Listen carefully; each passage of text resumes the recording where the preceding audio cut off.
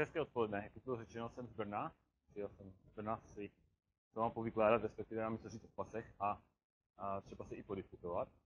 A když budete mít nějaký dotaz, klidně se ptejte hned, v takovém jakože malém tady množství lidí, takže to snad nebude moc rušivé. A nebo potom klidně na konci, doufám, že toho času bude dost. Máme, řekněme, nějakou 3/4 hodinku, 3/4 hodinku a čtvrt, že? Tak. Ne? Tak, já jsem si tu přednášku připravil jako pohled na některé zajímavé aspekty elektronických pasů. A to především z hlediska počítačové bezpečnosti a to z hlediska ochrany soukromí. No ale protože je možné, že o pasech moc nevíte, tak já teda něco řeknu. Kdyby se snad zdálo, že něco je nejasné, nebo jsem to přeskočil, nevysvětlil, klidně se hned ptejte, ať se pak nestratíme později. No? Tak, takže co to je elektronický pas? Kdo má doma elektronický pas už, tak zvedne ruku, jenom tak, abych nějakou představu. Ještě nevíte, jestli ho máte? Nikdo nemá pas, to není možné. Kdo má doma elektronický pas? Nikdo. Dobře, takže elektronický pas. Co je to elektronický pas? Tak co to je pas, doufám všichni víte, to je taková ta knížečka, ve které je vaše fotka, nějaké stránečky, kam se dají skládat víza. Tak a protože se zdálo, někdy po roce, respektive iniciální snahy byly už před rokem 2001, ale velký vliv měly události z toho 11. září 2001 na to, aby se zvýšila bezpečnost dokumentů, které se použijí pro přechod hranic. Ačkoliv se, jak si dovedete představit, ten dokument není vždycky tím nejslabším článkem řetězu. Takže možná ty snahy měly být upřené někam jinam, ale ty snahy byly mimo jiné upřeny na to, aby se zvýšila bezpečnost toho dokumentu a aby se zvýšila bezpečnost vazby toho dokumentu na toho člověka. Jak tušíte, tak úkolem pasu je říct, kdo jste a umožnit nějakou verifikaci toho, že ten pas je váš.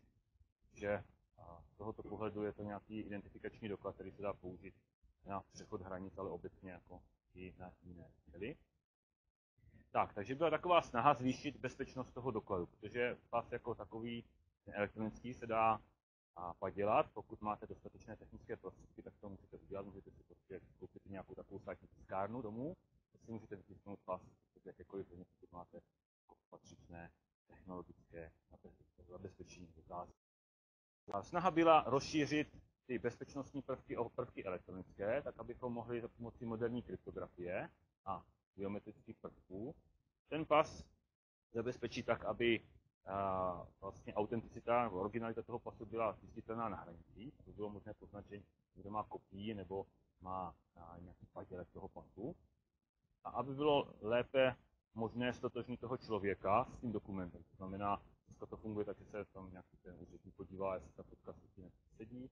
No a snaha byla dostat tam nejenom fotku obličeje, ale dostat tam jiné biometriky, tak aby to případně bylo možné udělat i automatizovaně a jako si dneska.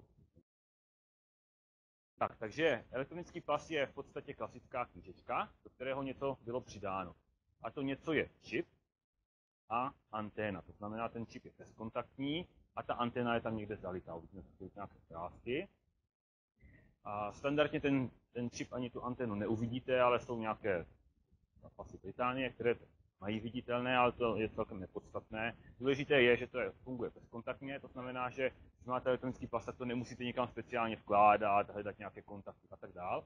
Což bylo teda taky jiné, ta bezkontaktnost byla jedno z důležitých návrhových kritérií, protože se předpokládalo, že ten pas má mít platnost 10 let a může být používán celkem často, takže cokoliv, co zavání kontaktem, by omezovalo výrazně tu dobu použitelnosti a způsob, jakým by byl opotřebován. Tak, na druhou stranu, ta bezkontaktní technologie přináší celou řadu bezpečnostních následků, a to především v oblasti ochrany soukromí. Možná jste slyšeli celou řadu takových různých výkřiků, jak je to hrozné, nezabezpečené, nepoužitelné, je to jako, že vás to může to sledovat vás, může někdo zjistit, kdo jste a tak dál. To je do jisté míry pravda, ale z velké míry to není úplně pravda. To bylo velice zajímavé, když se zaváděly pasy a Evropská komise to hodně tlačila, protože vlastně jsme byli tlačeni Američany. Ta celá sága začíná tím, že Malajsie jako první země na světě zavedla elektronické pasy víceméně na přelomu tisíciletí. Nicméně ty události roku 2001 vedly k tomu, že Američané začali tlačit tvrdě na to, aby ty dokumenty byly bezpečnější a aby obsahovaly biometrické prvky. No a na základě toho byly vypracovávány standardy. Standardy v oblasti pasů vytváří ICAO, Mezinárodní organizace pro civilní letectví, takže to vždycky patřilo pod ně. No a v těch pracovních skupinách byl vytvořen draft nějakého standardu a ještě než ten standard byl publikován v té finální verzi, tak Američané začali tlačit na to, že kdo chce mít vstup bez víz, tak asi těch zemí musí obsahovat už elektroniku v pase. No a protože samozřejmě většina zemí EU patřila do té skupiny zemí, které mají bezvízový styk s Američany, to je ten program, který se nazývá Visa Waiver Program, tak vlastně, jak se to týkalo. No a na základě tady těch tlaků Američanů se Evropa v rámci těch institucí EU sama dobrovolně rozhodla, že to zavedeme povinně taky. Takže máme pasy od nějakého roku 2006 povinně elektronické a o 3 roky později tam ještě přibyly. Tak, co je zajímavé, že v době, kdy se zaváděly ty elektronické pasy a to takové docela kontroverzní téma, tak vystoupila skupina FIDIS, která byla placená mimo jiné také z prostředků EU právě vůči těm pasům a řekla, jak je to hrozně špatné a jak je to soukromí nepoužitelné a tak dále. Což je také zajímavé, že vlastně jedna část té komise tvrdila, že to super, že bychom to měli zavádět a pak nějaké části placené komisí, když samozřejmě to není část komise, ale to je to projekty, nicméně, že tak začali tvrdit, jak je to nebezpečné a nepoužitelné a tak dále. A asi si dovedete představit, že na takovýto výstup byly celkem rychle tlaky, jakože to možná není dobrý nápad. Takže od tady té deklarace, která se nazývala Budapeštská deklarace, jsme od ní pak už moc neslyšeli, protože jednak některé věci byly technicky neúplně správné tam uvedené, no a jednak to bylo takové politicky prostě nepříjemné, takže nemělo smysl, že vlastně komu to pomohlo, skoro komu, finančně a tím pádem a tak dále, nějak, takže od té doby jsme už tady z těchto kruhů moc neslyšeli. Novináři často tu problematiku nastolí, ale dneska už je to taky celkem pasé, nicméně už pokud není. No nicméně pojďme se teda podívat, kde jsou ty konkrétní problémy. Už jsem zmiňoval, že ta komunikace je bezkontaktní. Bezkontaktní v tomto případě znamená, že to je založené na standardu ISO 1443 a ten zamýšlený dosah je do 10 cm. Asi jsme rádi, že to funguje na dotek a jestli to funguje na 2 cm, tak je to fajn. Aby to fungovalo na víc centimetrů, potřebujete jako dobrou čtečku, která vytváří silné pole pro napájení toho čipu, protože ten čip je čistě pasivní, nemá žádný vlastní zdroj energie a spoléhá veškerou energii na tu čtečku. Jak vlastně na získání energie pro ten vlastní provoz toho čipu, tak také na tu komunikaci. Takže to je ten zamýšlený komunikační rozsah je do 10 cm a si dovedete představit, že kdybychom se extra snažili, možná to můžeme zvýšit, tomu se ještě dostanu. A ta původní rychlost, která byla tím standardem dosahována, byla 106 kbit za sekundu.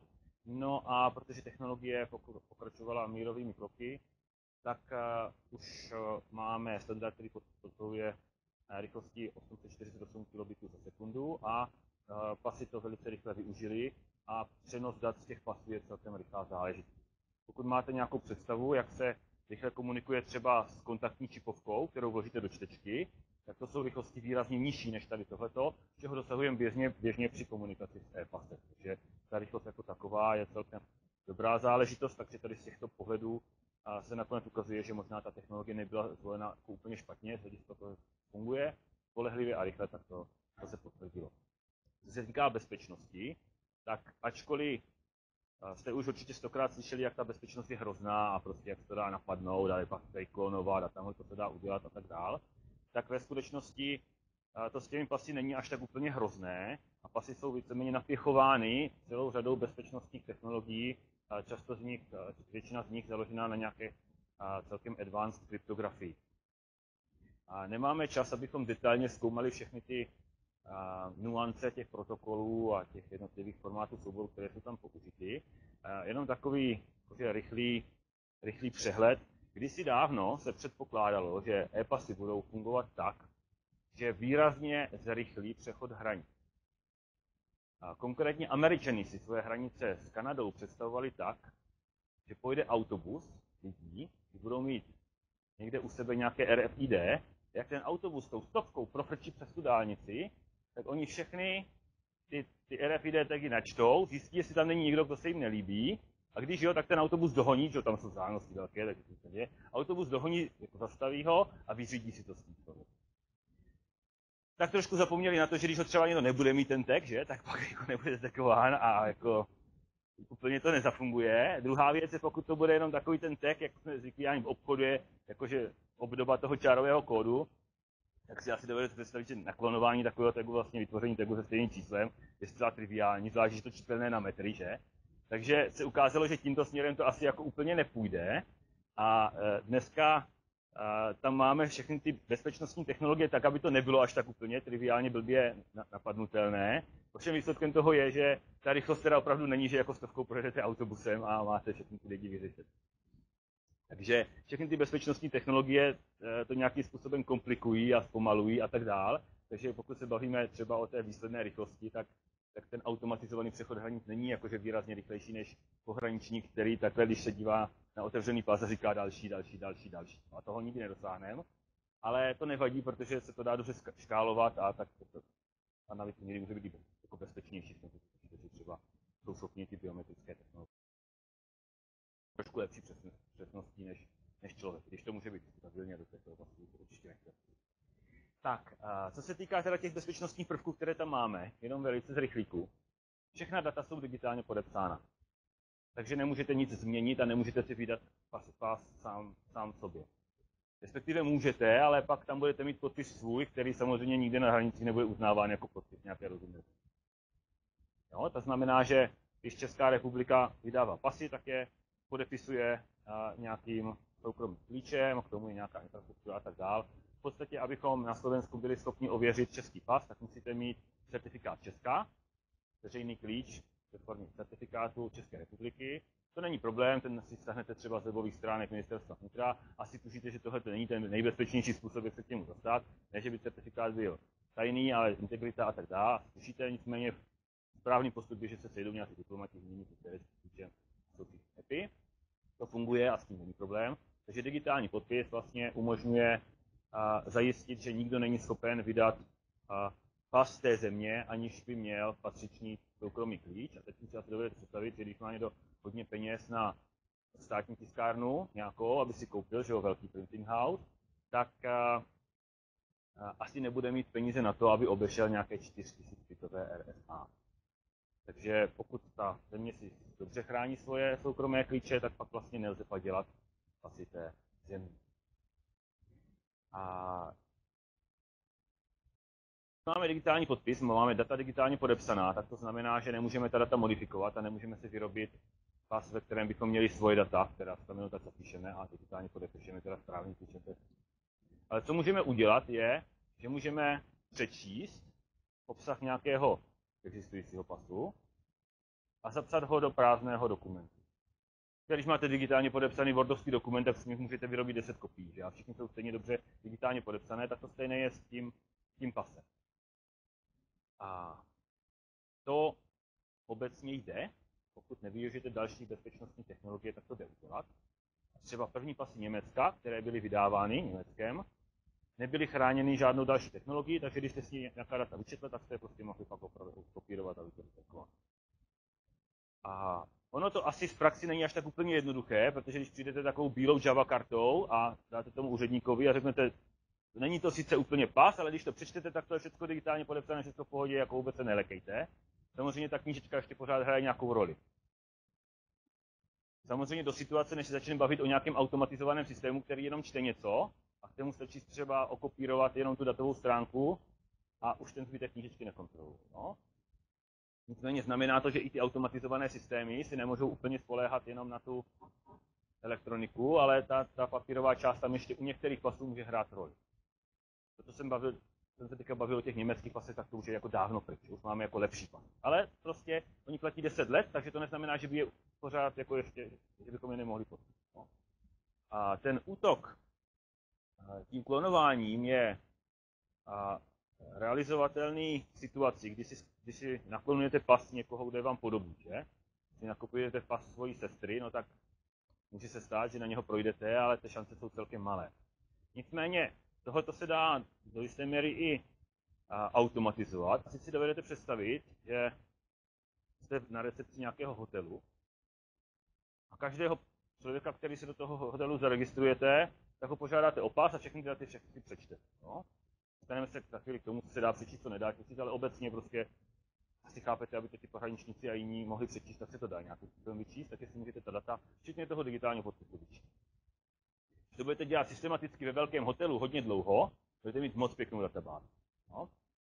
Když budete chtít, když za vám přijde nějaký kamarád a řekne, že by zrovna potřeboval nějaký pas, tak mu nevyberete nějakou holku, která na něho vůbec není podobná, ale naopak vyberete někoho, kdo je na něho hodně podobný. No? A ani to nemusíte dělat ručně, vezmete ten biometrický algoritmus, který se používá na hranicích, a tím najdete ten nejpodobnější subjekt té databáze. Jo? A pak mu vezmete tu bílou Java kartu a nakopírujete do toho. Jestli kromě té jako bílé Java karty ještě bude muset jít za nějakým tím padělatelem toho zbytku, to už je jako věc druhá.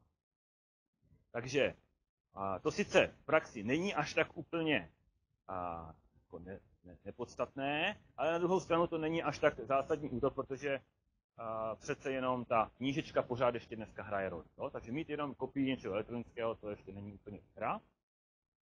A druhou stranu tušíme, že to není ideální řešení.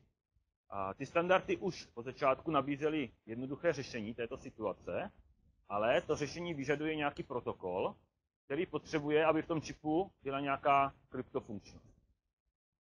Do té doby totiž ten čip nemusel obsahovat moc kryptografie. Asi si dovedete představit, že když chcete na nějaký čip vložit data, která jsou digitálně podepsána, tak ten čip nemusí vůbec umět kryptografii, že? Tam prostě jsou nějaké bajty a jestli ty bajty jsou ta data nebo ten digitální podpis, to je nám jedno, protože ten digitální podpis se vytváří, než se tam data zapíšou a kontrolují se potom, co se vyčtou, takže tomu pasuje úplně jedno, jestli to je digitálně podepsané nebo není. Takže tomu se také říká pasivní autentizace, jo? Protože ten čip je v tom pasivní, prostě jenom cpe data, buď to zapíše, anebo pak je dává na čtení. Ale nepotřebuje jako aktivně používat kryptografii. No a ta metoda, jak se bránit tomu klonování, je takzvaná aktivní autentizace a to pak funguje tak, že vlastně každý ten pas je jedinečný v tom, že obsahuje svůj asymetrický klíč, klíčový pár. Ta soukromá část je v nějaké části čipu, která není úplně volně přístupná a ta veřejná část je v jednom z těch souborů, který se dá normálně vyčíst. No a vy pak postupujete tak, že si vyčtete ten veřejný klíč, pošlete nějakou náhodnou challenge a on ji musí digitálně podepsat a když to umí, tak je to originál a když to neumí, tak je to kopie. Protože když budete vyrábět kopii, tak vyčtete většinu těch souborů, ale bohužel teda ten soukromý klíč ne. Bohudík, záleží od toho pohledu, že? Nevyčtete, takže nejste schopni vyrobit kompletní kopii. Kdybyste si vyrobili nový klíčový pár, tak to sice můžete, ale pak nebude sedět ten soukromý klíč s tím veřejným, anebo byste museli přeplácnout ten veřejný klíč a ten zase nebude digitálně podepsaný, takže to jako no. A tady ten protokol by pak ještě nahrazen modernějším protokolem, který se nazývá autentizace čipu, authentication. No a to funguje jako přibližně stejně, ale je to založeno na trošku jiných kryptozákladech. V podstatě se na základě znalosti nějaké tajné soukromé informace ustaví šifrovaný kanál, který zase potvrdí, že ta strana zná nějaké tajemství, které by nikdo jiný neměl znát. Tak je to ta idea za tady tou kryptografii. A co se týká řízení přístupu, tak úplně originálně to teda bylo tak, že pojede ten autobus a budou tam jenom čísilka, jakože nějaké jedinečné identifikátor. Tohle to se rychle opustilo a první verze skutečných e-pasů fungovaly tak, že všechna data bylo možné přečíst tak jako auto. Já jsme měli plain pass, jakože to pak je přečíst. A takové pasy jsou trošku nepraktické v tom, že každý, kdo se přiblíží na těch 10 cm vaší kapse, tak si to všechno přečte. A třeba Belgie takové pasy pak vydávala. A měla tam třeba i naskenovaný podpis, takže třeba se mohli dozvědět, jak se ten člověk podepisuje, třeba ukládat kartu nebo podpis. No, zrovna ty belgické pasy byly tak blbě čitelné, že ono vyčíst je i jako na nulovou vzdálenost byl kolikrát problém, hlediska nějaké problému interoperability, takže přečíst to jako z větší dálky, no to je jako technicky téměř zázrak, ale to je nepodstatné, jo. Prostě první verze pasů fungovaly bez jakékoliv autentizace. A to bylo velice často kritizováno, takže vznikla alternativa, respektive už jako v nižších fázích těch draftů bylo vymyšleno, že by se to mohlo nějakým způsobem chránit. Původně ta organizace ICAO toto brala jako možnou doplňkovou ochranu, kdyby snad nějaká země chtěla svoje občany jako chránit. No a nakonec se pak ukázalo, že to díky té kritice ze strany všech těch kolem není až tak úplně blbý nápad, takže ICAO z toho pak udělalo doporučenou metodu a EU z toho pak udělalo povinnou metodu. Ukážeme si za chvíli, jak se to funguje, říká se tomu základní řízení přístupu. Základní v tom, že funguje tak trošku, funguje lehce, nedá se to vyčíslit z kapsy, pokud jste ten pas neviděli předtím. Na druhou stranu si to se k těm údajům dostane v podstatě dokolí, kdo ten pas má. Tak, tohle to funguje na všechna data, ještě doteď, kromě otisku prstů. Pokud otisky nemáte v pase, tak to vás to netýká. Pokud otisky pase máte, pak je na to speciální doplňková ochrana, která pomocí velice složitého PKI, do kterého jako do detailů vůbec nepůjdeme, zajistí to, že jenom autorizované složky mají možnost přečíst ty údaje o těch otiscích. V praxi to znamená, že dneska nikdo není schopen přečíst váš otisk prstů. Jsou první projekty, kdy to teoreticky je možné, takže třeba myslím, že letos Německo provedlo jako první testy, že umí přečíst pasy třeba 3-4 evropských zemí, ale to jsou pořád takové jakoby piloty. Jo? Navíc všechny ty klíče se musí hrozně chránit, takže by se to tak jako volně nacházelo na nějakých vzdálených ostrovech, když tam přiletíte a oni si vyčetli vaše otisky prstů. No prostě není tak jednoduché. No, takže otisky prstů jsou tak dobře chráněné, že se k tím kolikrát zatím ještě nedostanou ani ti, kteří by měli, to jsou ti pohraniční. No, to se může změnit, ale zatím to tak je. Z našeho pohledu ochrany soukromí si nemůžeme stěžovat, je to OK. Jo? Kdybyste to brali z druhého pohledu, že čím víc ten pas, nebo čím složitěji ten pas bude zneužitelný, tím lépe pro vás, tak je to pro vás zase špatně. Jo? Když vám někdo ukradne pas a víte, že bez toho otisku prstu prostě je mu na nic, tak byste si řekli, tak to je fajn, tak když mě ukradl pas, tak já to stejně. Jo, a když to naopak berete z toho pohledu, že vám ho ukradne a stejně se to nikde nekontroluje a je vám podobný, no tak pak už to se může mít někoho větší. No, takže záleží, z jakého úhlu pohledu to bereme, ale otisky prstů jsou a jsou chráněné velice dobře. Tak, máme tam nějaké číselko, jak rychle se vydávají pasy. V EU zemích je to povinné od roku 2006. Nejsem teď úplně přesně jistý, kdy Slovensko začalo vydávat pasy, e-pasy, ale určitě to bylo později než ten deadline, který stanovila EU. Když nějaký půl rok, ne, minimálně jste měli zkus. Až tak hodně, může být, dobře. Nicméně ten druhý deadline, když jste měli začít vydávat pasy, otisky prstů, pak už bylo, ne? Tak. A kromě zemí EU, kde to je povinné, se e-pasy vydávají v hromadě jiných zemí, protože je to takové moderní, ty firmy, co to prodávají, tlačí na to, Američané to dali jako povinnost, aby vlastně ta země mohla participovat v tom Visa Waiver programu. No a pak to prostě působí takovým dobrým dojmem, takže často země, které začínají a diskutuje si vůbec měli, nebo jak to dají nejprve diplomatický pak a tak dál, takže začíná se to rozšiřovat a rozšiřovat.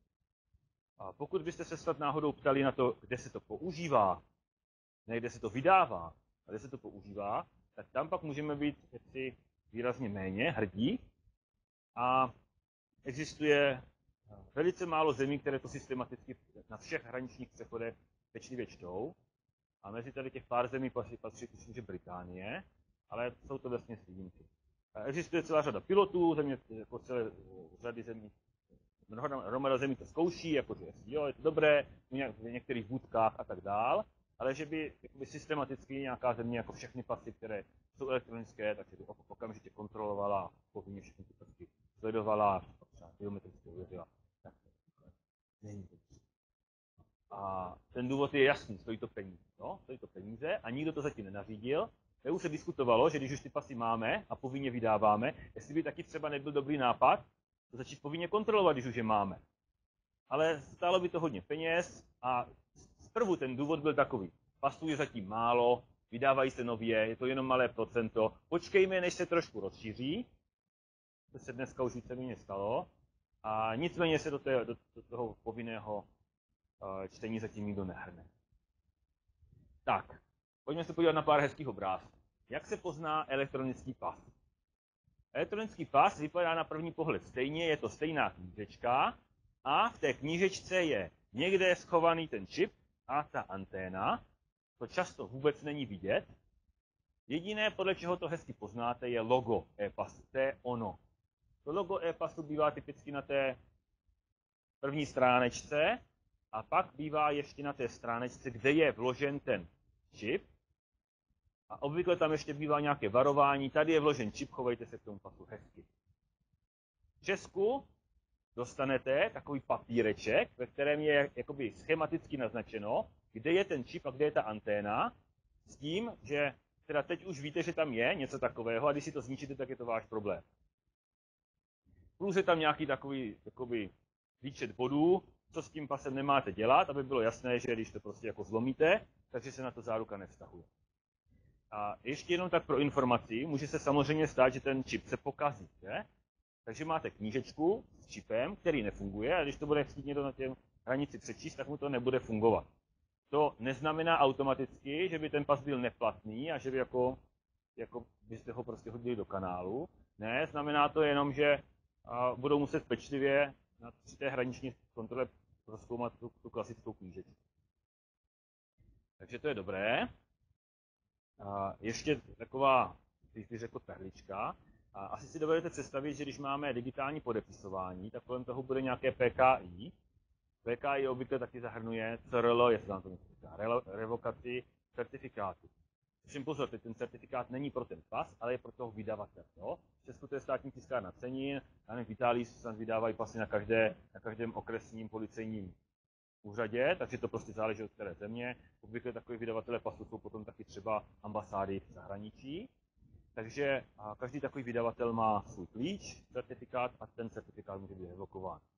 Když se revokuje takový certifikát, tak to neznamená, že by zase ty pasy byly automaticky neplatné, protože tím jedním klíčem se podepsalo třeba 1 000 000 pasů, jo? Takže to by bylo blbé. Odjdete někam, jo? Teď nějaký průser, nějaký klíč se někde rozradil, a vrátíte se a už vám to na hranici řekne sorry, jako váš pas byl revokován, protože ten klíč je revokován. Taky to je obdobný případ, jako by ten čip nezafungoval, prostě je tam něco divného, takže ten pas bude jaksi detailněji prozkoumán, ale neznamená to, že by to automaticky neplatný. Pro informaci, něco takového se zatím nestalo, jo? Že by někdo jako hackl tu instituci, která vydává pasy a sebral ten soukromý klíč, tak to se buď zatím nestalo, nebo o tom nevíme, nebo se tím nikdo skutečně nechlubí. Jo? Ty seznamy těch revokovaných certifikátů jsou veřejné, dají se vesměs stáhnout. Existují i speciální služby adresářové pro celý svět, kde jsou všechny ty CRL agregované. Nicméně, když to pečlivě projdete, tak jakože nic zatím nebylo. Nic zajímavého zatím nebylo. No, co to znamená, nevíme přesně, ale snad se. Takže to je to logo, které odliší ten klasický pas od toho elektronického pasu hned na první pohled. No, podle toho ten pohraničník taky ví, že to má stačit do té mašiny a když to tam není, tak to tím nezabudí. Tak, a ten čip a anténa standardně není vidět, až na případ pasu Velké Británie, kde si dali tu práci a zalaminovali to na jednu stránečku průhledným laminátem, takže je vidět, kde je ten čip a kde je kolem toho ta anténa. Jo, takže takhle to vypadá i v těch ostatních pasech nějak vevnitř, ale v tom pasu té Británie to je viditelné venku. A ten důvod, proč to v Británii nechali venku, je ten, že kdyby s tím snad nějaký ten podvodník chtěl manipulovat a nějak ten dráteček třeba jakože přeřezat, aby to náhodou nefungovalo, protože třeba vyměnil tu vytištěnou fotku, nalepil tam nějakou jinou, ale neumí změnit data v tom čipu, takže by ho jako nějak odřezal, tak aby ta manipulace byla vidět. Jo? Ten důvod, proč to takto udělali viditelně, je, aby to teda bylo vidět. A jinak jenom tak pro informaci, asi si dovedete představit, že se to dá udělat i jinak, než jako přestřihnutím. Třeba tím způsobem, že to vložíte do nějakého hodně silného elektromagnetického pole. Obvykle velice jistý způsob, jak to oddělat, je strčit to do mikrovlnky. Nicméně, když strčíte pas do mikrovlnky, tak on se stane hodně nepoužitelný. V podstatě jakoby prohoří, některé ty části jako úplně černají, takže to se jako na těch hranicích pozná, to není úplně dobré. Ale existují na internetu, kolují takové různé návrhy zařízení, které vytvoří silné elektromagnetické pole, ale ne až tak silné, aby ten pas jakoby přímo zhořel. No? Takže dá se to oddělat. Dokonce se diskutovalo, že co kdyby s tím zařízením chodil a teď lidem kolem to ničil, ale zatím se asi nic takového v praxi nestalo, aspoň to novináři odhalili. A byly i takové snahy, že teda, když už mám ten pas povinně s tím čipem a já s tím nesouhlasím, tak si ho jako zničím, ale myslím si, že to taky nedosáhlo nějakých významnějších efektů. V podstatě jste sami proti sobě, protože nemůžete pak používat ty automatizované systémy, a když to tomu programačníkovi nebude fungovat, no tak vás bude zbytečně dlouho kontrolovat, to je hrozně, co to nahrávač nemůže použít žádná slovo. Dlouho kontrolovat a tím pádem vlastně byste takhle byli sami proti sobě. No? Takže takové to, když se zatím nenaplňuje.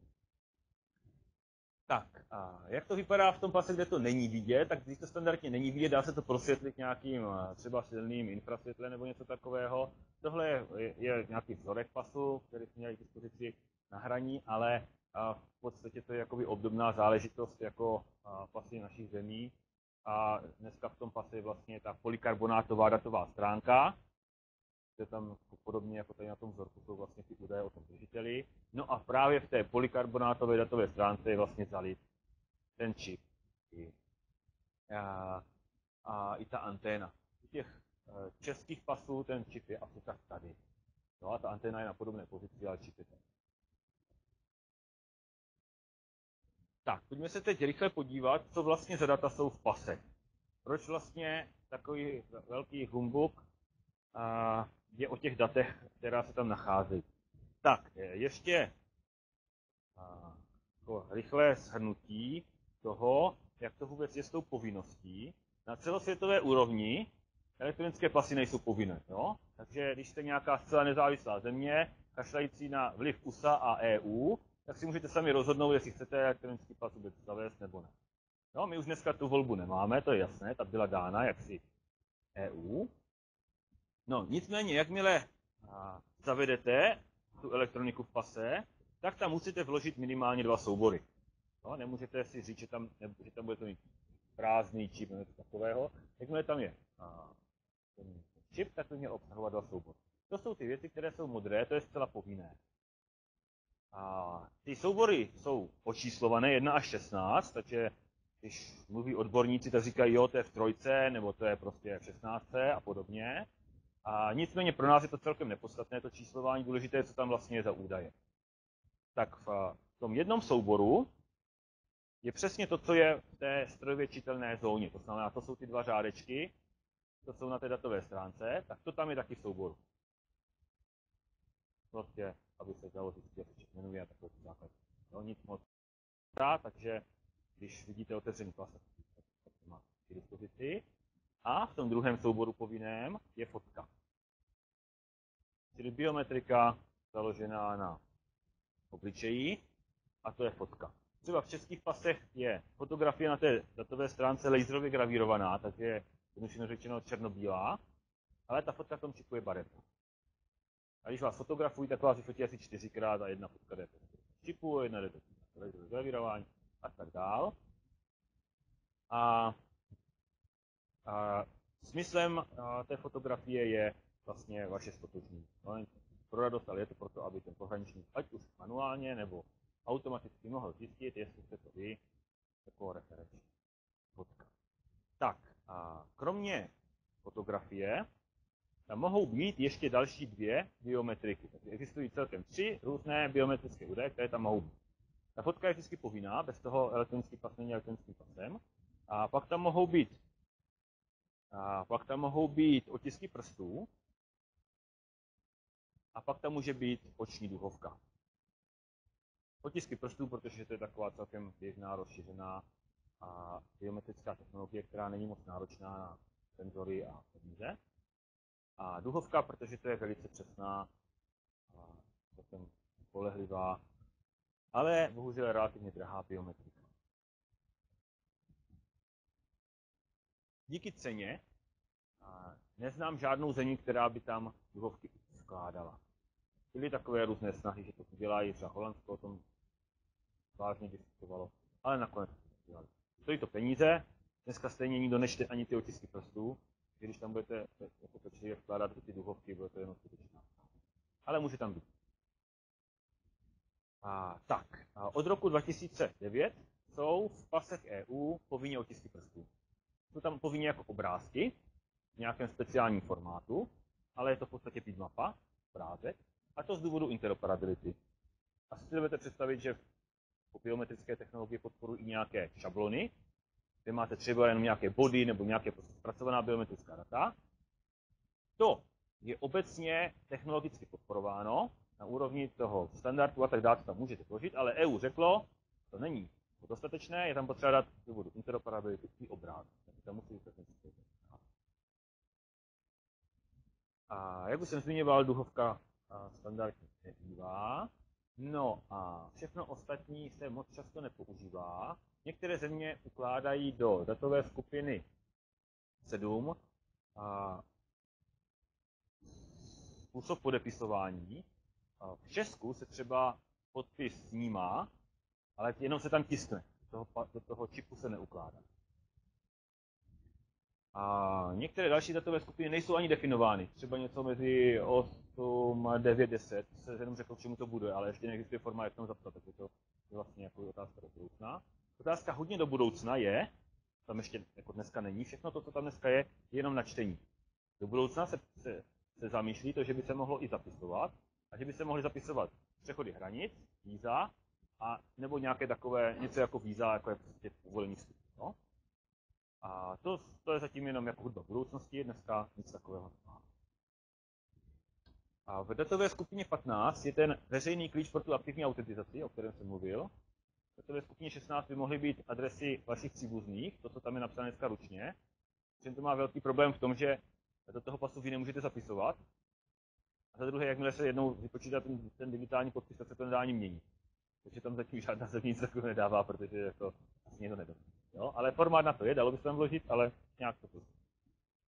Tak, a pojďme se teď podívat konečně na ty zajímavé věci z hlediska ochrany soukromí. Tak, protože to je bezkontaktní technologie, fajn, takže to se dá dělat, dá se to samozřejmě sledovat a teď už bezkontaktně, a to teď dvojím způsobem. Jedna věc je odposlech komunikace a druhá věc je vlastně napájení té karty jakoby mojí čtečkou. Tady ty dvě věci je potřeba velice dobře odlišovat, protože často novináři, kteří třeba neví, tak to takhle různě míchají. Pojďme se teď podívat na ten odposlech. To znamená, že já jsem třeba na té hranici, mám tam ten pas a ten pohraničník ten pas čte. To znamená, je blízko té normální čtečky, ta komunikace probíhá tak, že je to vlastně legitimní komunikace a někdo se snaží odposlouchávat to, co je ve vzduchu, tak tam lítají ty bity, zjednodušeně řečeno, odposlouchávat a ty nuly a jedničky rekonstruovat. Tak tohle je možné a je to možné udělat na metry, někdy i desítky metrů. Jaký je ten rozsah? Záleží. Existuje celá řada studií, které ukazují fakt jakože různé výsledky. Takže tomu můžete věřit nebo ne, můžete se to sami vyzkoušet a i když dosáhnete něčeho, tak to ještě neznamená, že někdo je třeba lepší a může dosáhnout lepšího výsledku. Jde taky o to, kolik hodně jiných zařízení komunikuje na stejné frekvenci, to znamená, jak je to hodně rušené a tak dále. Asi když si budete hrát jakože v poli a nic tam nebude kolem, tak budete dosahovat lepších výsledků, než když budete na nějakém, třeba v nějakém někde, kde jsou úřady a každý používá zařízení jako na podobné frekvenci.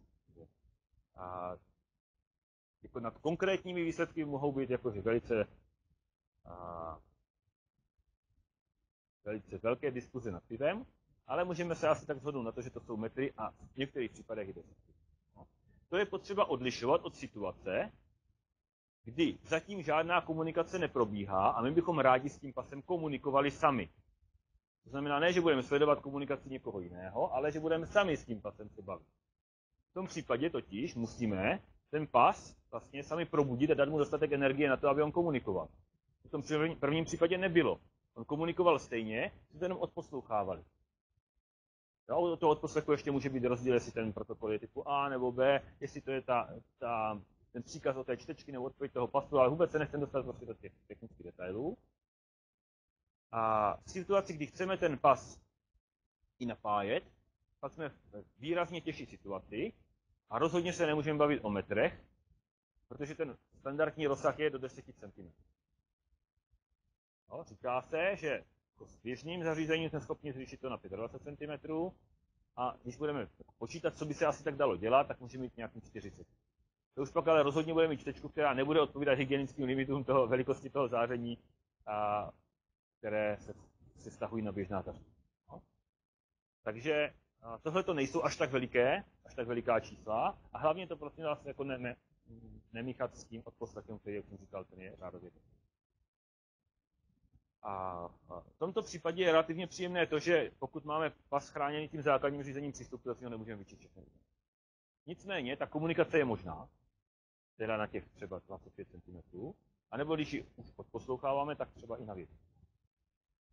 A v každém případě ten pas jako takový musí komunikovat na té úplně nejnižší úrovni a to je právě ta úroveň toho ISA 1443. Je to stejné, co používáme na NFC platby a tak podobně. To je stejná komunikace. No a ten standard nabízí dvě možnosti, A a B, a pasy mohou být obou možností. A v případě toho Bčka ten čip má vždycky jakoby náhodný identifikátor. Když ho dostanu do toho pole teďka, pak ho z toho pole vytáhnu a pak ho do toho pole vrátím za 3 sekundy, dostane jiné číslo. Jakoby jinou adresu, jo? Jinou adresu. Takže nejsem schopen sledovat, že to je ten stejný pas na 5 různých místech, protože bude mít vždycky jinou adresu. To je náhodnou adresu. Náhodný identifikator. Pokud je toho typu B. Pokud je typu A, tak jsou dvě možnosti. Buď budeme mít náhodní nebo fixní. A ten, kdo ten pas vydal, tak si může vybrat. Většina zemí si dobře vybrala ten náhodný. No, takže když máme český pas a 3krát ho strčíme do té pole čtečky, vždycky budeme mít jiný identifikátor. Jo, 8-bytový náhodný. Jsou případy zemí, které toto neudělali a nechali tam ten fixní. Pak to funguje fakt, jakože vždycky na té nejnižší úrovni má stejnou adresu. Takže vidíte dneska, zítra, pozítří, víte, že to je ten stejný. Nevíte kdo, nemůžete přečíst ta data, ale víte, že to je ten stejný čip. Takže můžete sledovat. Příkladem země, která takové pasy vydává, je Itálie. Ten důvod obvykle není jako, že škodit lidem nějak hrozně. Obvykle ten důvod je vyšší bezpečnost. Když někdo bude kopírovat takový pas, bude muset nakopírovat i ten jedinečný identifikátor. To je náročné. No? To musíte pak mít k dispozici jakoby zařízení, které je schopno kopírovat i ty úplně nejnižší úrovně. Nestačí vám prázdná Java karta. No? Takže tady se pak dostáváme do takového toho problému, že buď musíme preferovat privacy, jakože soukromí těch lidí, anebo bezpečnost, a většina těch zemí preferovala tady je soukromí těch lidí a do těch fixních identifikátorů. Jinak mimochodem pasy se jako extra nestydí za to, že jsou pasy a hned na těch nejnižších úrovních tvrdí, že jsou pasy. Takže když třeba budete skenovat ty tagy, co jsou v okolí, a chcete zjistit, jestli někdo v kabelce má pas nebo ne, tak to se dá celkem rychle zjistit. Ten důvod pro to je, proč se to pas nestydí, je, aby bylo rychle možné začít se bavit s pasem v situaci, kdy mám kolem 10 tagů. Jo? Ty protokoly umí něco jako, že anti-collision, to znamená, že umí pracovat s 10 zařízeními, když se kabelce bude 10 zařízení, tak když budete mít v peněžence 10 různých karet, tak to nepřestane úplně fungovat. A pokud znáte nějaké jiné technologie, tak víte, že když máte třeba 2 karty podobného typu, tak to pak nefunguje vůbec. No, tak tohle je standard, který to zvládá. A pokud máte v pase třeba jednu stránku datovou s tím čipem toho pasu a pak tam máte 5 víz, to znamená 5 čipů na těch stickerech s vízem, no a pak vlastně, když se dostanou všechny ty tagy do toho rozsahu té čtečky, tak je tam vlastně hromada takovýchto tagů. Je potřeba rychle vybrat ten jeden, jo? Abychom se neptali, jo, chci se bavit s tebou, seš pas nebo vízum? A já jsem vízum, a tak sorry, tak s tebou se bavit nebudu, a zkusím další, jo? Abychom nemuseli takhle dlouho hledat, tak už na těch nižších úrovních může být řečeno, že tohle je pas, jo? Takže ten pas se nestydí za to, že je pas, a je to feature, ne bug. Takže z tohoto pohledu, že to je pas, se dozví. Co se dál můžeme ještě o tom pase dozvědět? Už víme, že pokud je chráněný aspoň tím základním řízením přístupu, což dneska většina pasů je, tak ta data jako taková nedostane. Jo? To je nějaká základní autentizace, přes kterou, když neprojdeme, tak se k těm údajům nedostane. Přesto, než se autentizuju, tak se s tím pasem můžu bavit. Že? mimo jiné právě na to, abych se mohl autentizovat. Že musím říct, jo, tak ty jsi pas, tak já chci vybrat tu aplikaci v tom pasu, protože ta karta může být multiaplikační, musím říct, jako, že teď se chceme autentizovat a takovéto věci. Těch příkazů, které můžu poslat, je celá řada, většina z nich je nesmyslných, takže na nesmyslný příkaz nesmyslná odpověď, ale u každého pasu obecně může být jinak. No? Pošlu nějakou blbost českému pasu a italskému pasu, tak je docela velká šance, že italský pas odpoví jinak než ten český pas. Stejně tak se může stát, že když pošlu nějakou blbost nebo nějaký příkaz, třeba smysluplný, jednomu pasu a jinému pasu, tak jednomu to bude trvat kratší dobu a jinému delší dobu. Časování. No, takže tímto způsobem jsem schopen odlišovat jednotlivé, ne nutně třeba kusy pasů, ale typy pasů. Jo? To znamená typicky třeba země, anebo v rámci té země pak už ty jednotlivé varianty, generace. A kdybych měl super laboratorní vybavení, mohl bych si všímat toho, že každý pas má trošičku jiné analogové parametry. V laboratoři bych to mohl dělat, jsou to takové jako veliké krabice, což normálně asi na ulici v Šalině nebo tak jako neudělám. Takže to sice je teoreticky možné, ale když se jako chceme bavit spíše o těch praktických útocích, tak tímhle směrem rozhodně nepůjde. Kam bychom mohli jít, je zkusit se pobavit právě o těch nesmyslných příkazech, nebo příkazech, které mají smysl, ale třeba ne v tom kontextu, než se autentizují, a podívat se, co ty pasy odpoví. Máme tady takový příkladek. Já můžu zkusit vybrat nějaký soubor. Než začnu číst soubor, tak u těch čipových karet to vypadá tak, že musím nejprve ten soubor vybrat a pak ho můžu číst. Respektive existuje způsob jako přečíst, když ho zároveň vybírám a to mě teď zajímá. Prostě vybírám soubor. Já na to nějaký identifikátor, říkám, který soubor a pak ho můžu číst. Je jasné, že číst ho nemůžu v situaci, kdy nejsem autentizován. No a teď se bavíme o tom, co bych mohl do toho pase asi tak poslat, když ještě nejsem autentizován. No a ten příkaz na to vybrání toho souboru konkrétního poslat můžu. Obvykle dostanu odpověď, že ještě nejsem autentizován. To je tahle ta záležitost. Jo? Takže když třeba řeknu českému pasu, vyber mi soubor 1E, a český pas, bez na to, jaký soubor vyberu, mi řekne, ještě nejsi autentizován. To nemá smysl teď dělat. Ale když to zkusím s nějakým jiným pasem, tak ačkoliv ten soubor nemůžu přečíst, tak alespoň vybrat ho můžu, když existuje. Třeba v případě italského pasu to funguje tak, když ten soubor existuje, tak on řekne, OK, já jsem ten soubor vybral. Kdyby se snad náhodou za chvíli autentizovala tělo číst, tak ho máš vybrat. A když ten soubor neexistuje, tak se dozvím, že neexistuje. Jo? Takže chyba je buď to jako OK, anebo soubor neexistuje. Protože já ten soubor nechci číst, tak to ještě nemusí být jakože nutně problém z hlediska bezpečnosti, ale z hlediska soukromí to už může trošku zavánit tím, že jsem se dozvěděl třeba to, že ten pas je nějakého typu. Že jsme schopni zjistit, jaké soubory tam jsou k dispozici, což bude odpovídat, když vyzkouším hromadu takových příkazů a budu mít nějakou databázi toho, jak se chovají které pasy, tak pak mohu dělat něco, co se nazývá passport fingerprinting a trošku to zavání tím, co znáte asi z fingerprintingu operačních systémů. To znamená, že jste schopni detekovat nějaký typ něčeho na základě nějaké databáze vzorku chování. To se u pasu dá. Pokud vám to vadí, tak nejrozumnější řešení je, že si koupíte nějaký stínící obal. Nemusí to být nutně obal, existují i takové záložečky, které vevnitř obsahují taky anténu a v podstatě konzumují všechnu energii a vlastně znemožňují jakoby komunikaci s tím čipem. Takže existují možnosti, jak prostě jakoby zrušit tu komunikaci. Ale to vždycky chcete omezit jenom na tu situaci, kdy ta komunikace není žádaná. Že? Jakmile pak přijdete na ty hranice, tak to chcete, aby to fungovalo. To znamená, že to vytáhnete z toho obalu, pak to zafunguje, nebo vytáhnete tu záložku a pak to zafunguje. Jsou země, které dávají stínící obaly přímo do těch desek. Třeba Američané to dělají. Problém s tím je, že to pak zhoršuje i tu legitimní komunikaci, legitimní čtení. Proto se to moc nerozšířilo a většina zemí potom to nešahá. Česko, když začalo vydávat pasy, tak uvažovalo o tom, že by to dávalo defaultně ke každému pasu takový obal. No a pak zjistili, kolik to stálo a podívali se, kolik mají peněz v budžetu a rozmysleli si. Ale koupit si to můžete, jo, pokud vás to nějak trápí. No a nebo samozřejmě víte, že stínění funguje, jestli koupíte čokoládu, staniol, to pak ty levnější řešení než takový to hezký kožeň a tak dále. No pojďme se teď podívat na to základní řízení přístupu. Základní řízení přístupu funguje tak, že abyste mohli přečíst data v tom pase, potřebujete znát autentizační klíč. Takže než začnete číst, musíte se autentizovat za pomoci symetrického klíče, dvouklíčového triple D symetrického klíče, a teprve pak můžete přečíst ta data. Problém je v tom, jak zajistit, aby ten symetrický klíč byl známý každému pohraničníkovi, který bude chtít ten pas vyčíst. No, řešení je takové, prostě ten klíč tam vytiskneme. Prostě ten klíč vytiskneme do toho pasu, zjednodušeně řečeno. Jo? To znamená, že když někdo přijde k mojí kapse a bude chtít vyčíst a neotevřel to a neví ten klíč, tak má smůlu.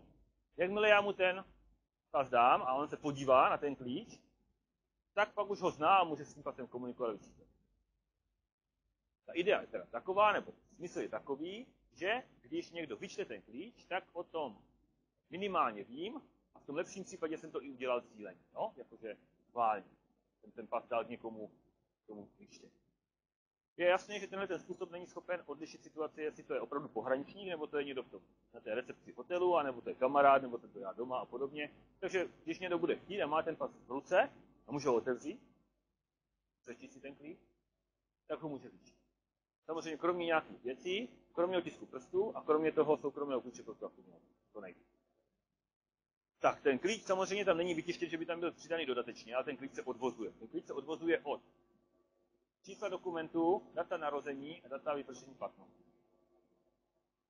A ačkoliv ten klíč je dvouklíčový triple DES, takže má jakože celkem dost bitů entropie, tak bohužel tyhle ty údaje sami o sobě nemají moc entropie, protože číslo dokumentu je často jednoduché sekvenční číslo, takže když Česko vydává asi 1 milion pasů ročně, tak těch čísel není zas tak moc, jakože kolik by potenciálně mohlo být. Stejně tak třeba, když víte, kdo to asi tak je, tak jste schopni třeba odhadnout datum narození, plus minus nějak. Na datum vypršení platnosti taky není až tak, to není celé století, je to prostě 5 až 10 let. To není až tak moc tu entropie. Kolik hodně bitů do entropie to dohromady je, záleží na tom, co víte o tom pase. Víte třeba zemí, se které je a víte, jaké číslovací schéma používá, tak pak se dá omezit tuto hrubou silou na celkem malé množství čísilek a ta entropie není až tak velká. Jak zjistit v tom prvním kroku, jakou zemi se jedná, už víme, že? To jsme se dozvěděli před chvílí. Takže to vám může pomoct třeba, když budete chtít dešifrovat tu komunikaci. No nicméně teda pojďme se podívat na ty praktické aspekty. Těch bitů skutečné entropie tady v těch údajích je relativně málo. Kolik přesně záleží, třeba 35 až jako nějakých 55. Kdybychom šli maximum, jo, jako teoretické maximum je, a v situaci, kdy tyhle čísilka těch dokumentů jsou numerická, tak asi kolem 55. Když jsou alfanumerická, to znamená, že číslo dokumentu může obsahovat i písmena, což dělá málo která země, tak je to kolem 74. A to je taky důvod, proč Německo změnilo číslování dokumentů a obsahuje to teďka i ty alfanumerické znaky, takže je tam určitá náhodnost v těm číslování těch dokumentů, aby vlastně zvýšili tu entropii těchto údajů, které pak vstupují do tvorby toho klíče, autentičního klíče pro čtení toho obsahu toho pasu. Byly takové snahy včlenit tam ještě tenhle ten prvek, ale ukázalo se, že na mezinárodní úrovni proto nebyla podpora, takže to prostě bylo odmítnuto. No, takže jestli země chce něco udělat, tak jedinou možností je to, co už udělalo to Německo, to zvýšit entropii toho čísla dokumentu. To zavést vlastně náhodná, ideálně alfanumerická čísla dokumentu. Což si asi dovedete představit, pro ty úředníky je dost nechutné. No, protože pokud máte hezkou řadu 1, 2, 3, 4, 5 a teď to najednou začnete jako přepisovat na nějaké náhodné řetězce, no tak to je prostě nepříjemný krok, ke kterému většina zemí nepřistoupí. Nicméně, já jsem ještě neřekl, co přesně je problém. Pokud já jsem schopen vypnout ten klíč, tak jsem schopen přečíst ten obsah toho pasu, když se dostanu k té peněžence. To znamená, že pokud se dostanu do nějakých 10-20 cm podle té síly a vím přesně ten klíč, tak jsem schopen všechno vyčíst. Pokud nevím a musím zkoušet, tak tohle to už není dobré, protože to zkoušení, to online zkoušení, jakože zkusím jeden, zkusím druhý, při skutečné komunikaci s tím pasem je hrozně pomalé. No, ten pas není dvakrát rychlý a v tomto případě ty modernější pasy dokonce jsou jako chytře pomalé. Zkusím to jednou, fajn, zkusím to po druhé, no tak to už dlouho trvá. No. Takže bych musel typicky jako přerušit to napájení relativně pomalé. Tohle pokud nebudu mít výrazně omezenou hodinu, ale budu poslouchávat se která obsahuje původní autentikace. Odvození vlastně prostě předení, jako to vlastně nějaký údajů, já jsem schopen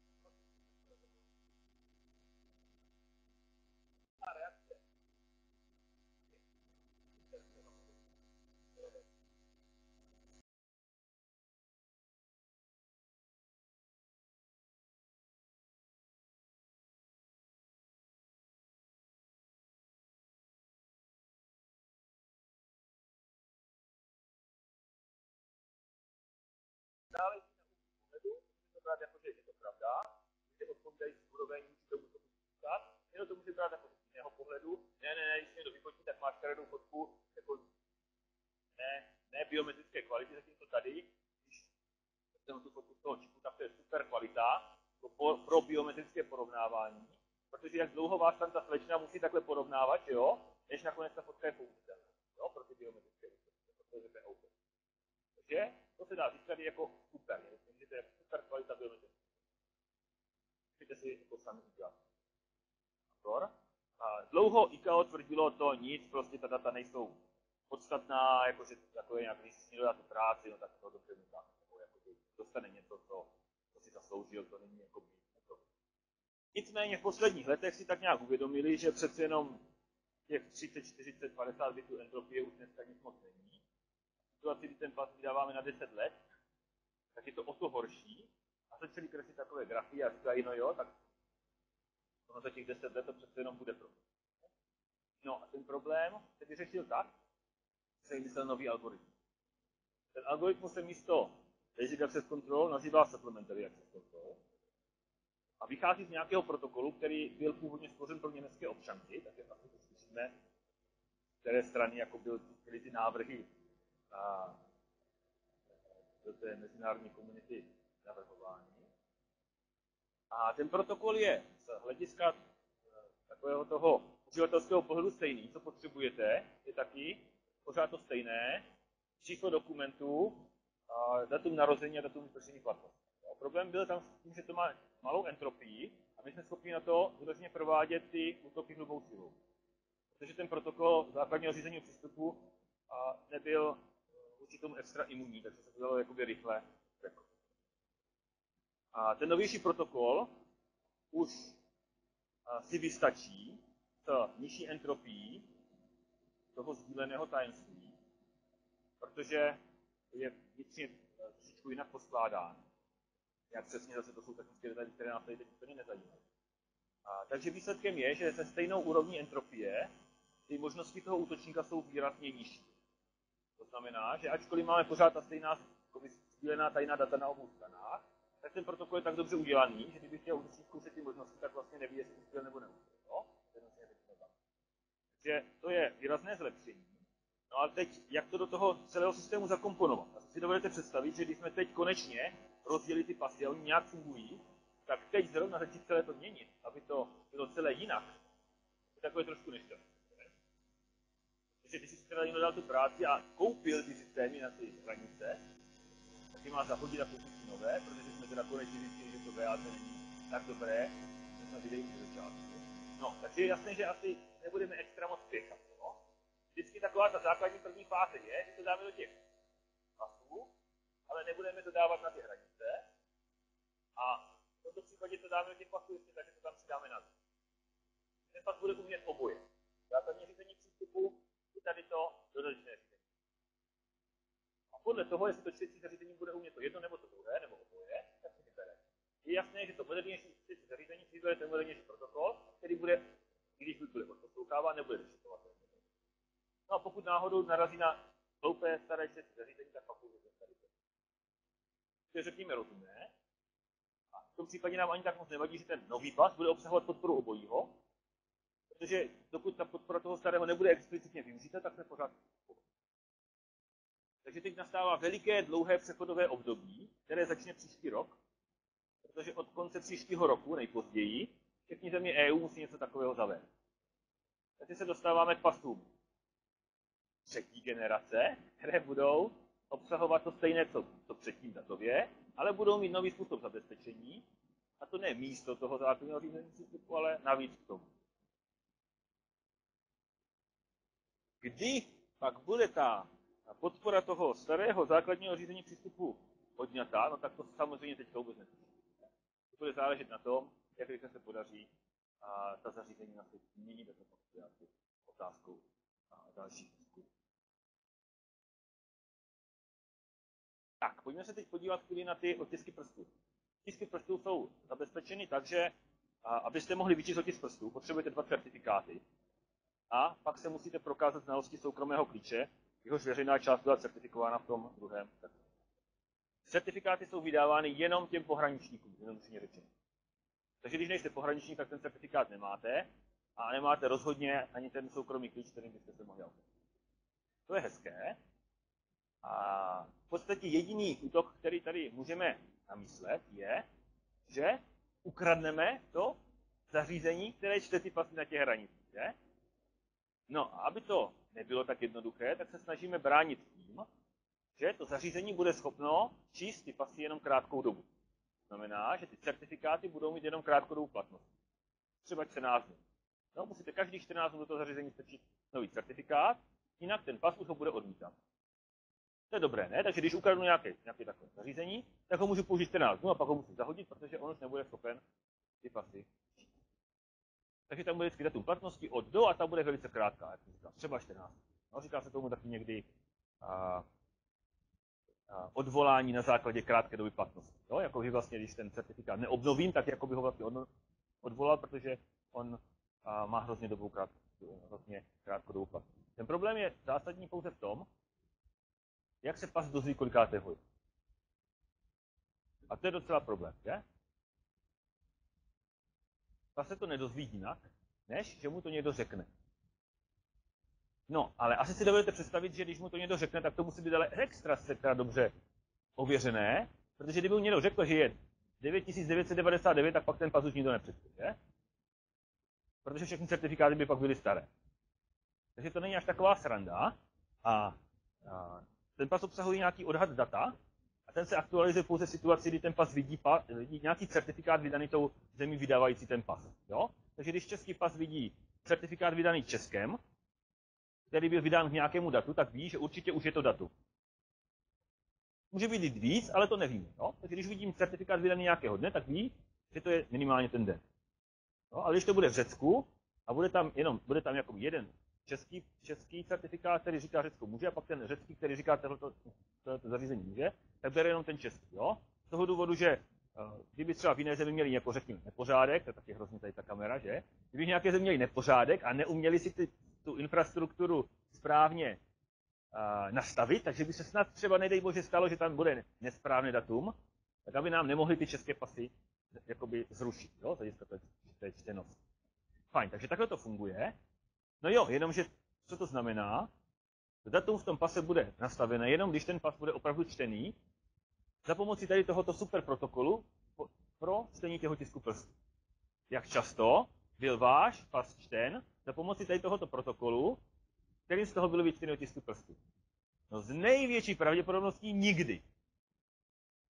Takže jak dobře to chrání ty otisky prstů z hlediska té krátké doby času? Celkem minimálně v aktuální době. Jo? Takže když ukradnete to zařízení z té hranic, tak tam ta omezenost těma 14 dněma reálně nebude, že?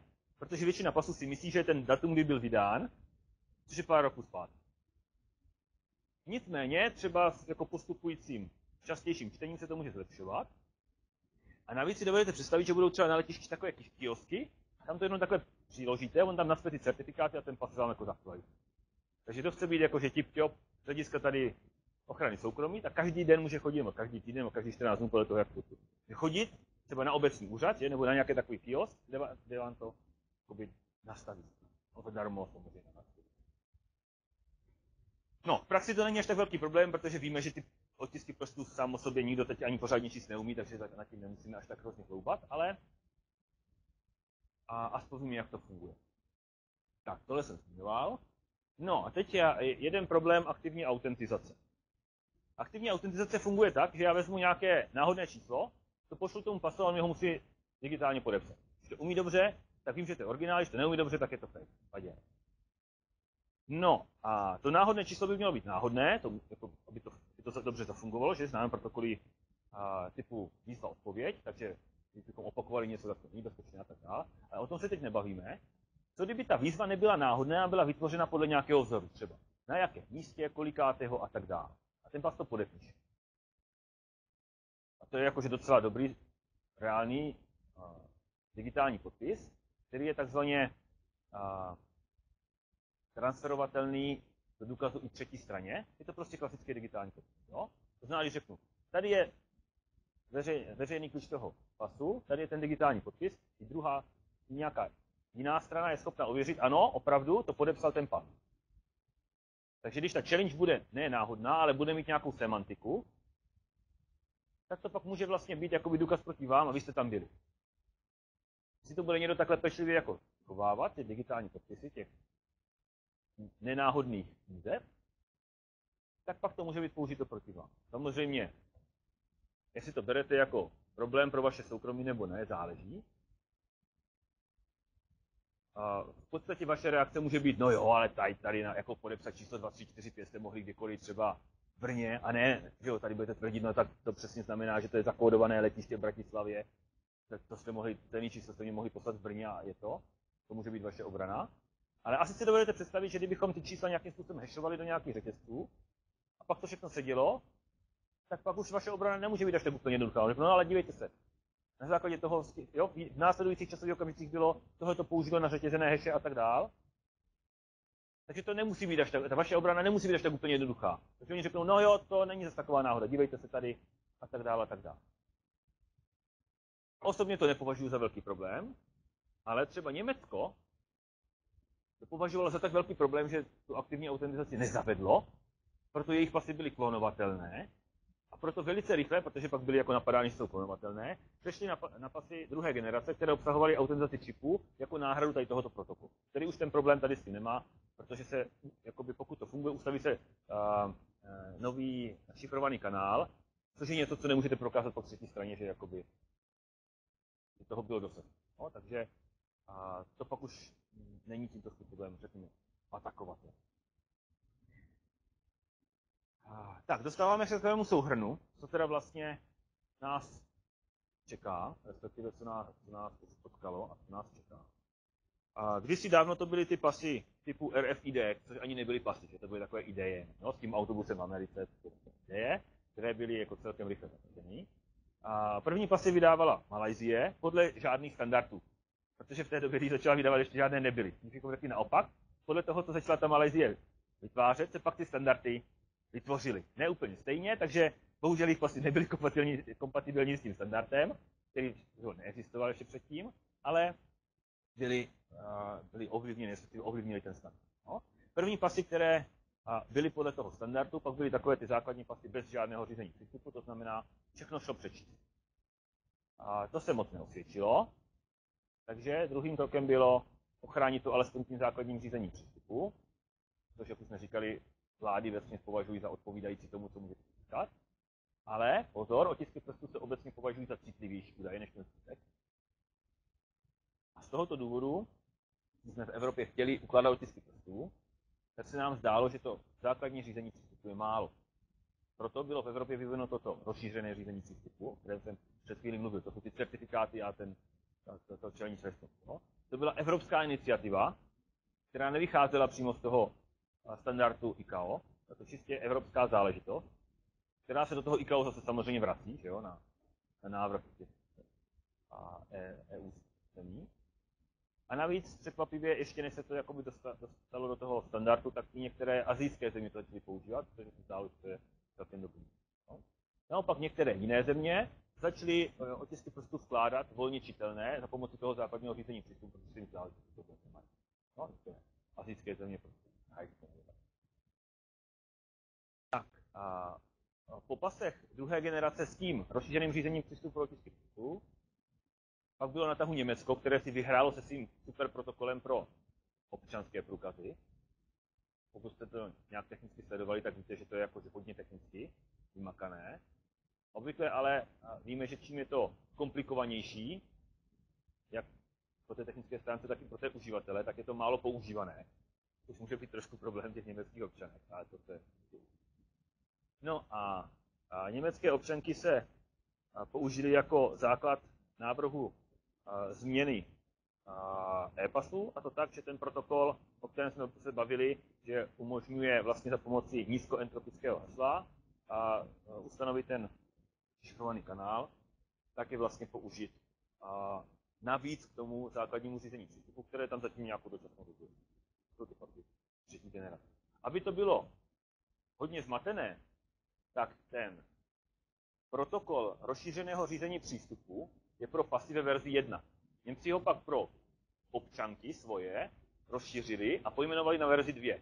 A v té verzi 2 zavedli nový protokol, který se nazývá, záleží jak to chcete, ale to páče, verze 1. A to páče verze 1 pak bylo ještě poupraveno, aby se zase mohlo použít v pasech. Takže páče verze 2 se používá v pasech a je to pak ta takzvaná třetí generace pasů. No a protože to páče je trošku odlišné, tak se to pak ještě přejmenovalo na SAC.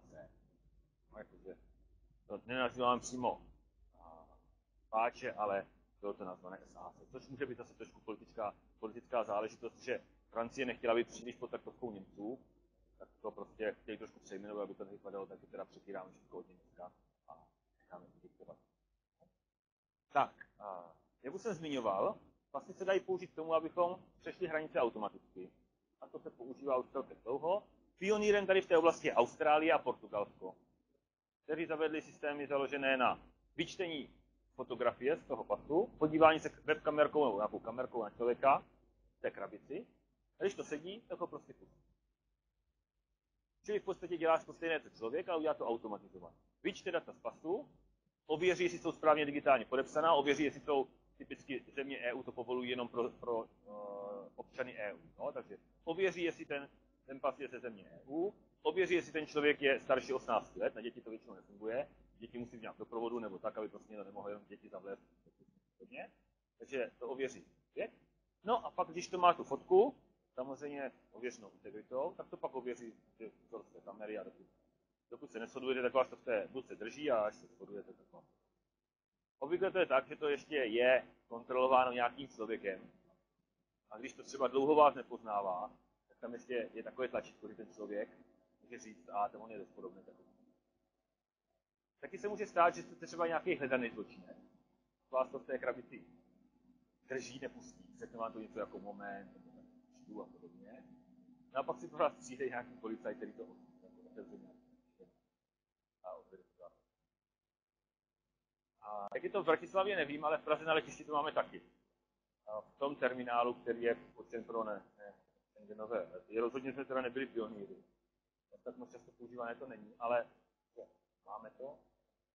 Velice často se to používá v Británii, tam to zavedli většině výraznější letišť, ale jak už jsem zmiňoval, tím pionýrem je Austrálie.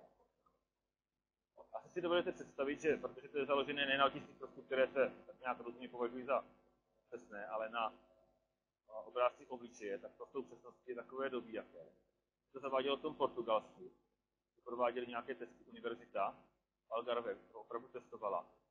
Opravdu žádala třeba dvojčata nebo podobné lidi, aby si vyměnili pasy a zkusili to projít. A sem tam se podaří. Ale to vás asi tak moc nepřekvapí, protože to se vám podaří i u normální kontroly. A možná jste už slyšeli pár takových typů, kdy si třeba, nevím, starší manželé přehodí pasy, když to toho druhého, jo, že to nesedí. Jo, že u toho prvního prostě pustí nezájem a toho druhého nějak, a teď si zjistí, ale jsme si vlastně přehodili pasy, jak to prostě a podobně. No. Takže, jaká je přesnost, přesně nevíme. Protože se nikdo nebude chlubit, že tím prošel a neměl, že? A navíc, když jim to neprojde, tak nevíte, jestli to je, protože měl na hlavě obrovský klobouk a nepřijde to si s těma sendát, nebo měl černé brýle a podobně. Takže čísla jsou jakoby, jsou nějaká čísla, ale jak přesně to dobře funguje, to je vždycky problém. Obvykle se tvrdí, že to je bezpečnější, přesnější než člověk. Slyšel jsem takové varianty, že třeba když se tomu úředníkovi ten člověk nezdál úplně přesně stejný, tak říkal, a zkuste projít ten systém. Jo? A když projde, tak v pohodě, když ne, tak pojďme si ještě chvíli povykládat. Takže může to někdy zafungovat, pak jste určitě slyšeli pár takových případů, kdy to fakt jakože naopak nebylo bezpečné a pak máte Daily Telegraph obrovskou fotku, jak to někdo dostal na pasníkov. Ale tak, jo, takže. Když se pasy zaváděly, tak po technologické stránce, nechci tvrdit, že to byla katastrofa, ale rozhodně to nebylo ideální stav. Nějaká perfektní interoperabilita, že byste každou čtečkou podporující ten standard ISO 1443 přečetli každý čip podle standardu ISO 1443, tak to byla utopie. Ani náhodou. Jsem zmiňoval třeba ty belgické pasy přečíst něčím od Gemal, tak to prostě skoro nešlo. Tak tohle to je dávno pryč. Dneska interoperabilita je téměř bezproblémová. Staré pasy se čtou dlouho, což není jako bug, ale oni byli takto naprogramovány, byly takto vlastně vydány, že byly relativně pomalé. Některé staré pasy se čtou přes 10 sekund. 10 sekund na ty pasy. Naopak, moderní pasy, moderní nemyslíme letos, ale už prostě třeba 3-4 roky zpátky, jsou super rychlé. Všechnu tu kryptografii, kterou jsem ani nezmiňoval, jsou schopni provést tak, že během nějakých 2,5 sekund jsme schopni vyčíst přibližně těch 50 KB dat, a to tak, že veškerá komunikace je šifrovaná tím dvouklíčovým triple desem. A zároveň jsme schopni provést to základní řízení přístupu, to znamená tu základní symetrickou autentizaci, plus pak to následné šifrování dat. A asymetrickou autentizaci za pomoci ověření dvou certifikátů a provedení toho chain splitting. A tohle to všechno a ještě těch 50 KB dat za 2,5 sekundy. Jako rekord, samozřejmě, když to jako dobře zafunguje. No? Takže tohle to už je čas, který je celkem rozumný a jako se nemusíme bát, že by to byl nějaký bottleneck. Když si budete hrát s těmi systémy na těm letištích, tak typický bottleneck nebude, že tam budete dlouho čekat a ono to nebude číst a nebude. A naopak se to bude na vás dlouho dívat a furt nebudete podobní, děláte si brýle, podejte se takhle usmívat, budete zkusit takhle a furt vás to nepozná. Takže dneska je spíš problém časově, jako v tom automatizovaném, porovnávání na biometrii. Abyste byli dostatečně podobní a abyste nebyli rozmazaní a podobně, no, aby prostě ten systém byl schopen.